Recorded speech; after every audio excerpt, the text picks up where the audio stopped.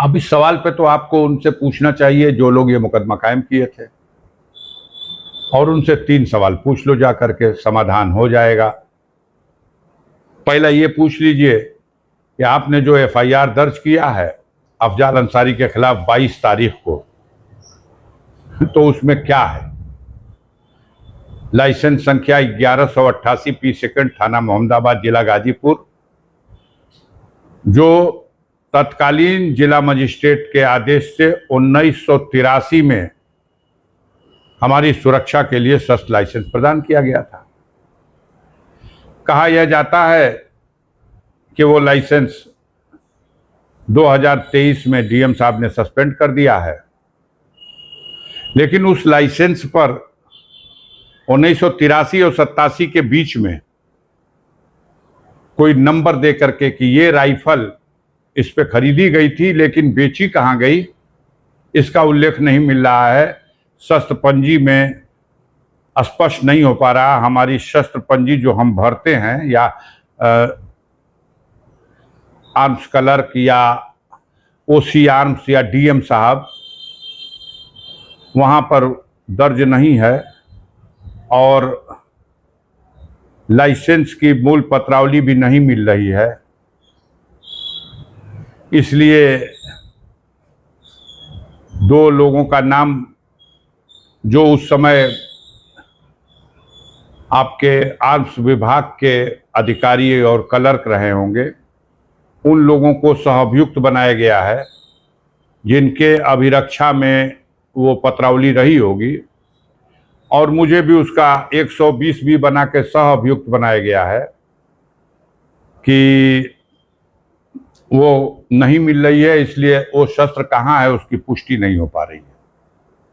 एक मुकदमा तो ये हो गया, और फिर तीसरा मुकदमा उसी शस्त्र लाइसेंस पर 1188 पर पी सेकंड पीएस मोहम्मदाबाद पर यह भी लिखाया गया। फिर उसमें भी आर्म्स क्लर्क को मुलजिम बनाया गया, 120 भी लगाया गया, धारा 409 और 25 आर्म्स एक्ट की धाराएं। ये कहा गया कि ये 1986 या 87 में ये शस्त्र लाइसेंस तत्कालीन डीएम ने इनको दिया था, उस पर इन्होंने शस्त्र खरीदे थे, लेकिन उस शस्त्र को फिर इन्होंने ताकिन रीबा एंड ब्रदर्स अरुणाचल प्रदेश को फर्म को बेच दिया, और ताकिन रीबा एंड ब्रदर्स फर्म से दूसरा शस्त्र क्रय कर लिया।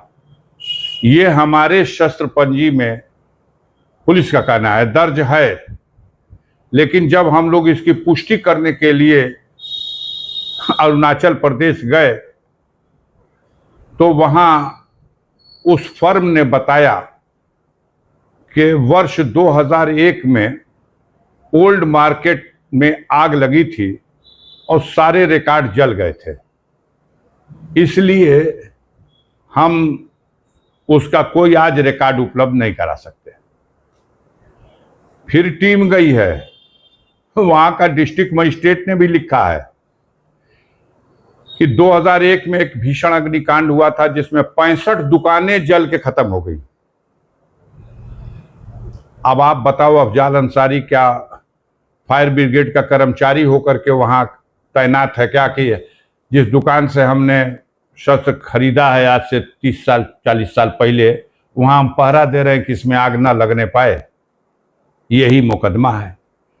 विडंबना ये है, तीसरा भी एक मुकदमा इसी तरह का है, वो है 1241 पी सेकंड लाइसेंस का नंबर। उस पर एक शस्त्र आपने क्रय किया है और फिर उसको बेच के दूसरा किया है, और फिर उसको बेच के तीसरा लिया है, और ये किसको बेचा गया, किसके आदेश से बेचा गया, इससे संबंधित कागज यहां नहीं मिल रहा। इसलिए फिर 409, 2 आदमी आर्म्स क्लर्क मुलजिम, और आपके ऊपर भी आर्म्स एक्ट वगैरह। अब सवाल उनसे पूछिए 3 तरह का। एक तो ये जो 3 एफआईआर में 5 सहअभियुक्त अफजाल अंसारी के बने हैं, हमारे दिखाया गया कि हमारी मिली भगत से ये चीजें गायब हुई, तो जिन लोगों, वो 5 अजीब संजोग है, 5 मृतक व्यक्तियों का नाम है। आप बताओ, क्या हमारे देश का कानून किसी मृतक व्यक्ति के खिलाफ कोई मुकदमा पंजीकृत कर सकता है? विचार करिए और सवाल करिए। वो तीनों एफआईआर में जो सह अभियुक्त हैं। और दूसरा ये कि जो आर्म्स संबंधित पत्रावलियां हैं वो अफजाल अंसारी के ऑफिस में और घर में रखी रहती हैं कि वो सरकारी दफ्तर में डीएम के और वहां पे रखी रहती हैं। तो जिसकी अभिरक्षा में है, अगर वहां कुछ कमी होती है, वो गायब होती है, वो फट जाती है, वो बदल दी जाती है, वो राइटिंग की जाती है, किसी तरह से भी नष्ट होती है, तो उसका रिस्पॉन्सिबल कौन होगा? जिसके कस्टडी में है। अब जिसकी कस्टडी में आप खुदे 2 आदमी ऐसा लिख दिए हैं जो मरा हुआ है, तो अब एफआईआर में क्या है बताओ? हम और यहाँ फीडबैक दे दिया गया मुख्यमंत्री को। मुख्यमंत्री ने भी मंच से इतना गरिमामय पद, उत्तर प्रदेश का मुख्यमंत्री मंच से बोल रहा कि यहाँ का सांसद असलहों के फर्जी लाइसेंस बनवाने में व्यस्त है।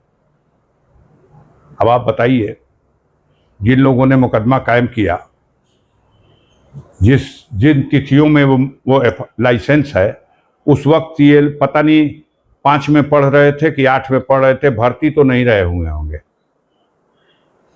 हमारे पास जो असली मतलब अंतिम शस्त्र लाइसेंस 1188 पे खरीदा है, वो 1990 में खरीदा है शस्त्र, जो निलंबन के बाद जमा हुआ है। 90 और आज 26, कितना साल हो गया? 36 साल। 12 बार रिन्यूअल हुआ है मेरा लाइसेंस। हर बार एलआईओ ने जांच की है, तहसील ने जांच की है, थाने ने जांच की है, एसपी ने रेकमेंड किया है, डीएम ने 3 साल के लिए हमसे शुल्क वसूला है, चालान जमा कराई है और रिन्यूअल किया है।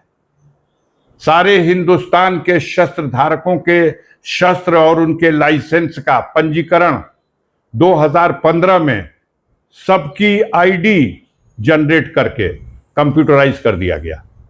सबके पास, जिसके पास भी है। हमारे भी लाइसेंसों का 2015 से वो आईडी जनरेट है, लाइसेंस की पुस्तक पे लिखा हुआ है। सारे रिकॉर्ड तो आजकल कंप्यूटर में हैं। और कैसे कर सकते हैं आप? लेकिन आप कर सकते हैं इसलिए कि आपको कुछ अपना प्रमोशन मिलना होगा। जब कोई साजिश में शिकार हो जाता है, साजिश का शिकार हो जाता है, तो वो आंख पे पर्दा पड़ जाता है, कानून की लकीर से हट करके मनमानी पे आमादा हो जाता है। तो मेरे विरुद्ध पूर्वाग्रह की भावना से ग्रसित होकर के, अधिकारों का दुरुपयोग करके मुझे क्षति पहुंचाने की नीयत से, अपमानित करने की नीयत से ये मुकदमे कायम किए गए। ये मामला उच्च न्यायालय में जब इसमें बहस हुई तो उन्होंने अरेस्ट स्टे दिया और उनको कहा कि 2 सप्ताह में आप अपना पक्ष लाइए, और 1 सप्ताह हमको दिया कि इनके काउंटर का आप रिजॉइंडर दीजिए, फिर इसकी हम सुनवाई करेंगे।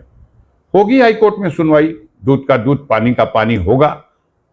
हम तो यही चाहेंगे कि एक सबक मिले इन लोगों को कि इस तरह से आंख बंद करके एक जनप्रतिनिधि के साथ ऐसा हो रहा। 2023 में मेरे असलहों के लाइसेंस निलंबित हुए थे जो तीनों, और शस्त्र मेरा जमा है शस्त्र विक्रेता की दुकान पर। तो मैंने उफ नहीं किया कि जब मेरी सजा हो गई है और आधार बनाया गया है कि आप अब 4 साल के सजा याफ्ता हैं, तो मेरी संसद की सदस्यता खत्म हो गई, तो ये शस्त्र लाइसेंस क्या है, निलंबित हो जाए। जब हम उस लायक नहीं हैं तो हम क्यों शस्त्र रखेंगे? उसी वक्त से जमा। लेकिन मैं मुकदमा तो लड़ गया और हाई कोर्ट ने उसमें दूध का दूध पानी का पानी कर दिया। नीचे की अदालत का सजा का आदेश निरस्त करके मुझे दोष मुक्त किया, क्लीन चिट हो गई। आप अपील में सुप्रीम कोर्ट गए, सुप्रीम कोर्ट ने भी वहां फैसला देकर के हाई कोर्ट के फैसले को ही जायज कानून सम्मत मान लिया। अब हमने लौट के आकर के माननीय उच्च न्यायालय में कि भैया आपके आदेश से तो मेरी संसद की सदस्यता भी बहाल हो गई, अब आपके आदेश से मेरे शस्त्र लाइसेंस भी बहाल कर दिए जाए, क्योंकि मैं अब सजा याफ्ता तो हूं नहीं। तब परेशानी ये आ गई कि अफजाल अंसारी का खेत तो छूटने का आर्डर हो ही गया, संपत्ति छूट ही रही है, ये शस्त्र लाइसेंस भी बहाल करने का आदेश हो जाएगा हाईकोर्ट से। तब हड़बड़ी में एक योजना बना करके, बिल्कुल जैसे संगठित अपराधियों का कोई गिरोह अपराध करने के लिए कोई योजना बनाता है,